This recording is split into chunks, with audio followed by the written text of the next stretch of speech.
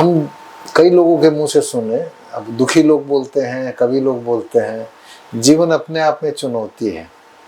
जिस दिन आप जन्म लेते हैं, आज गौतम बुद्ध ने बोला था जन्मना ही दुख है और दुख फिर शुरू हो जाता है। तो 5 किस्म का दुख बोला, जिसमें जन्मना तो दुख है ही है। और बोलते हैं जिस दिन आप शरीर त्याग देते हैं, बोलते हैं उस दिन उस चुनौती से मुक्ति मिल जाती है।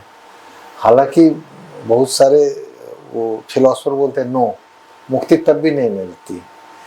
तो आपका क्या कहना है, जीवन चुनौती है और मृत्यु चुनौती से मुक्ति है, या जीवन अपने आप में कुछ और चीज है जो हम इल्यूजन में है?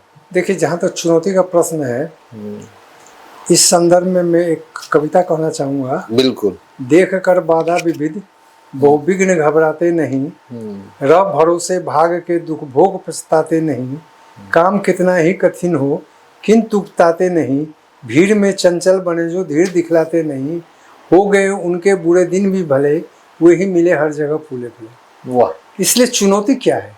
एक अवसर है। अवसर है, ट्रू। चुनौती सफलता का पहला खुड़किलो है। अगर आपके पास चुनौती नहीं है, अगर आप गिरेंगे नहीं तो आप चलना नहीं सीखेंगे। चलना सीखना है तो आपको गिरना पड़ेगा, समझे ना। इसी तरह जब तक आप फेल्यूर नहीं होंगे तब तक आप सफलता प्राप्त नहीं करेंगे। इसलिए चुनौती क्या है? अवसर है। और चुनौती को जिसने अवसर के रूप में लिया, उसके लिए चुनौती कुछ भी नहीं है। चुनौती खेल हो जाता है, उसको मजा आता है चुनौती के साथ लड़ने में। और मृत्यु तो अवश्यंभावी है, मृत्यु अवश्यंभावी है। और गौतम बुद्ध ने जो कहा है कि जन्म लेने के बाद विभिन्न तरह का दुख होता है, रोग लगता है, शोक लगता है, बीमार पड़ता है, बूढ़ा होता है, अंत में मर जाता है।